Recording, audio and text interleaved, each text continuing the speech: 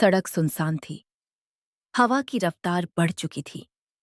आसमान धीरे धीरे बादलों से भरने लगा था।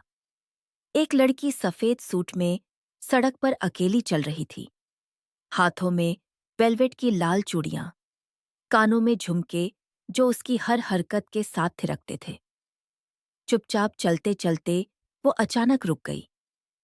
तू भी ना आर्या, पता था बारिश होगी, फिर भी छाता नहीं लाई। अब भीगना पड़ेगा। कहानी शुरू होने से पहले बस एक छोटी सी रिक्वेस्ट है। अगर वीडियो पसंद आए तो लाइक करें, कमेंट करें। ऐसी ही और कहानियों के लिए चैनल को सब्सक्राइब करना ना भूलें। और हाँ, अगर आपके दिल में भी कोई अपनी कहानी छुपी हो तो हमें लिख भेजिए।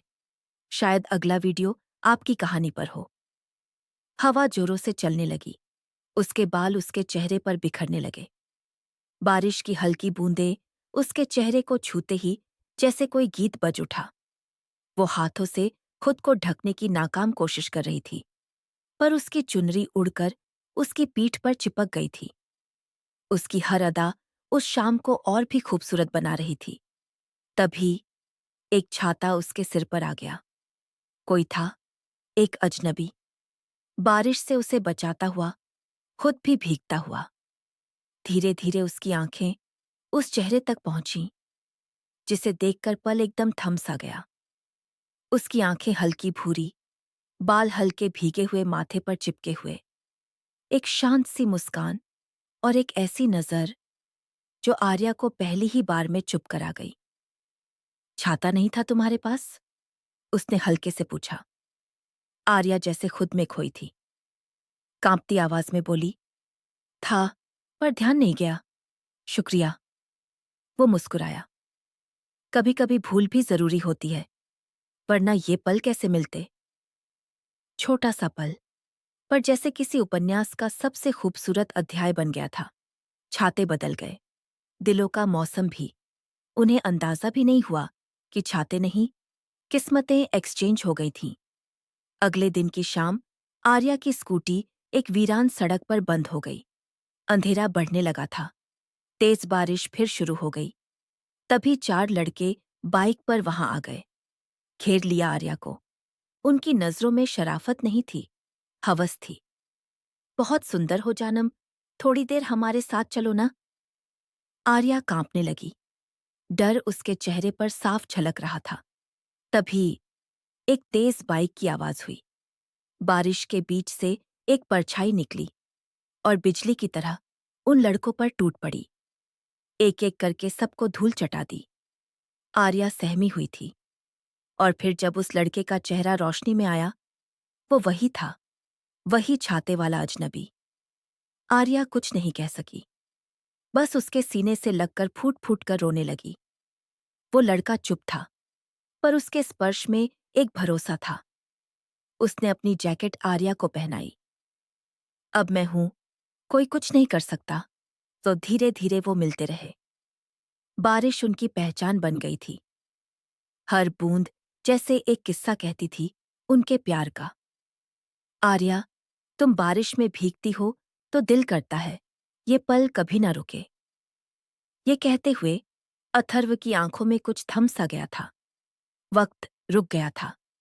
लेकिन आर्या ने कुछ नहीं कहा, बस एक हल्की सी मुस्कान दी और फुसफुसाते हुए बोली, थैंक यू, और मुड़कर चल दी, भीगती हुई, चुपचाप। अथर्व वहीं ठहरा रह गया। बारिश अब उसकी आंखों से गिर रही थी। 2 दिन बाद आर्या और अथर्व फिर एक कॉफी शॉप में टकरा जाते हैं। कुछ देर की खामोशी के बाद आर्या बोली, वो दिन, बारिश वाला, अजीब था ना? अथर्व मुस्कुरा पड़ा। बारिश तो बहाना थी, जो कहना था दिल ने कह दिया।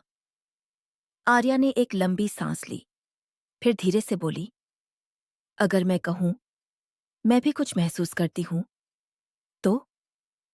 अथर्व की आंखें चमक उठीं, लेकिन जवाब देने से पहले ही आर्या बोली, लेकिन मुझे डर लगता है। मेरे अंदर बहुत कुछ टूटा है।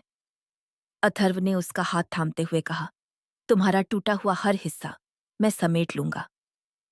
1 हफ्ते बाद अथर्व ने आर्या को झील किनारे बुलाया।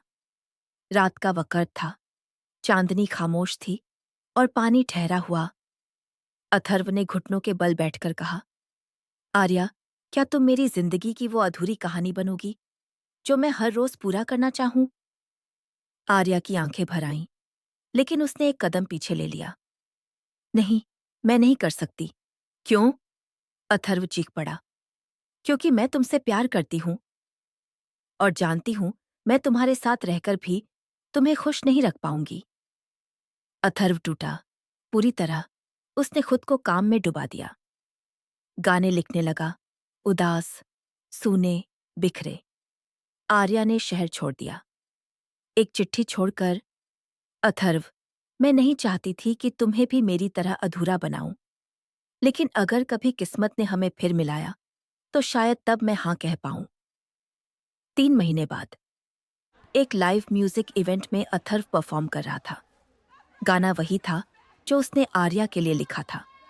आखिरी लाइन पर उसकी नजर सामने पड़ी। भीड़ में एक चेहरा, भीगी आंखें, वही मुस्कान। आर्या। अब क्या होगा? क्या आर्या लौट आई है अपने प्यार के पास, या कोई और वजह है उसके वापस आने की?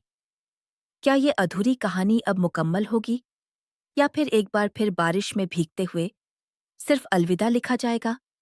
जानिए आगे, अगले एपिसोड में।